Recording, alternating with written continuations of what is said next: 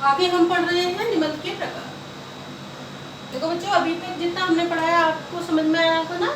अब है निबंध के प्रकार, यानी निबंध किस किस प्रकार के निबंध होते हैं, उसमें कौन कौन सा टॉपिक किस प्रकार के अंतर्गत आता है। तो आज हम पढ़ रहे हैं ये निबंध के प्रकार। ठीक है, अभी तक हमने पढ़े थे निबंध की परिभाषा, निबंध के लिखने योग्य ध्यान, जो हमें ध्यान देने योग्य बातें हैं वो पढ़ी थी, और निबंध की भूमिका किस प्रकार से तैयार की जाती है वो हमने पढ़ा।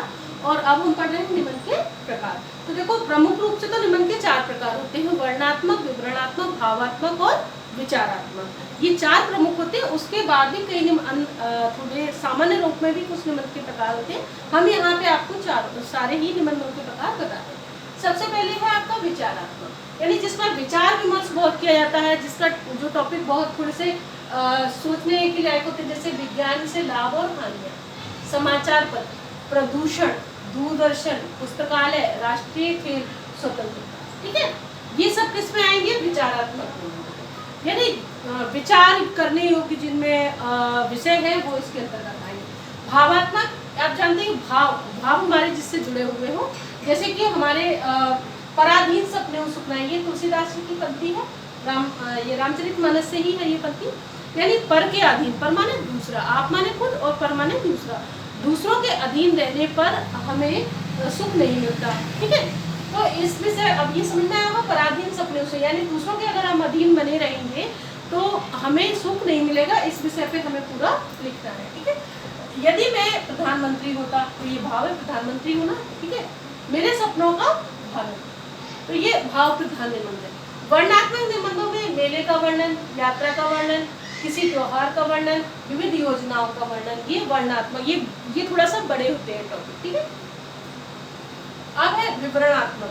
ताजमहल जैसे किसी भी चीज, यात्रा को हम घूम कर आए, किसी भी जैसे कि हम ताजमहल घूमा, लाल किला घूमा, चारों धाम जैसे हमने घूमे, तो वहाँ के जो मंदिर वगैरह हैं या जो भी ताजमहल है या लाल किला है, इनको हमने घूमा, तो उसका, या किसी भी जैसे हम राजस्थान गए, किले वगैरह बहुत है, तो हमने उनकी पूरी रूपरेखा तैयार की और उसको लिखा, तो वो किसमें आएगा, विवरण। हमें उनमें विवरण देना पड़ेगा ना, कैसे कैसे हम गए, कैसे हमने उनको घूमा, हमने क्या क्या उसमें बहुत अच्छी चीज़ें देखी, और क्या हमें सबसे ज़्यादा प्रभावित किया, उसका इतिहास क्या है, किसके कारण वो प्रसिद्ध है, ये सब चीज़ें इसमें आएंगी विवरणात्मक। सामाजिक निबंधों में जो आते हैं वो है दहेज प्रथा। ये आपने बहुत टॉपिक सुने होंगे, हमने ऐसे ही टॉपिक लिखे हैं जो आपने सुने हैं, और बड़े बच्चों ने तो उम्मीद है कि 9 से लेकर 12 तक के तो सभी बच्चों ने ये विषय सुने होंगे। छोटे बच्चों के लिए थोड़ा सा कुछ टॉपिक थोड़ा सा बड़े हैं, लेकिन सुने उन्होंने भी होंगे। ठीक है, तो यहाँ पर आ गया सामाजिक निबंध, राष्ट्रीय निर्माण में नारी का योगदान। ठीक है, ऐसे भी आ जाता है राष्ट्रीय निर्माण में छात्रों का योगदान। ठीक है, यहाँ पर छात्र और अनुशासन आदि। साहित्यिक निबंध यानी जो साहित्य रचना करते हैं उनसे जुड़े हुए, जैसे कि मेरा प्रिय कवि, मेरा प्रिय लेखक, या मुंशी प्रेमचंद्र पर निबंध लिखना, या गोस्वामी तुलसीदास पर हिंदी साहित्य का महत्व, या लोक साहित्य। ठीक है, ये आ गया। सांस्कृतिक निबंध में भारत की राष्ट्रीय एकता, 21वीं सदी का भारत, विश्व शांति और भारत। सामाजिक निबंधों में प्रदूषण का बढ़ता प्रभाव, पंचायती राज व्यवस्था, कंप्यूटर का प्रयोग, क्रिकेट एक नशा या पेशा, समाचार माध्यमों की, ठीक है, संचार माध्यमों की भूमिका। देखो कितने अच्छे सारे टॉपिक हमें दिए हैं। अब आती है होमवर्क की बारी। आपका गृह कार्य क्या है, गृह कार्य में आपको करना क्या है, देखो जो छोटे बच्चे हैं जो 6 to 8 के लिए है, तो वो आप करेंगे 2 निबंध को लिखेंगे आप। ठीक है, एक आपके लिए आता है, कौन सा है, यदि मैं प्रधानमंत्री होता, ये छोटे बच्चों को ये होमवर्क है आपका, गृह कार्य है।